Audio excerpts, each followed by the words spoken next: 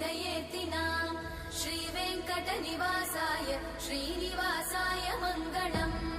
लक्ष्मी सविभ्रमालोकसुभ्रूविभ्रमचक्षुषे चक्षुषे सर्वलोकानां वेङ्कटेशाय मङ्गलम् श्रीवेङ्कटाद्रिशृङ्गाग्रमङ्गलाभरणाङ्गये मङ्गलानां निवासाय श्रीनिवासाय मङ्गलम् सर्वावयव सौन्दर्य सम्पदा सर्वचेतसां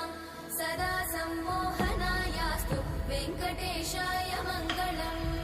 नित्याय निरवध्याय सत्यानन्दचिदात्मने सर्वान्तरात्मने श्रीमद् वेङ्कटेशाय मङ्गलम् स्वतः सर्वविदे सर्वशक्तये सर्वशेषिने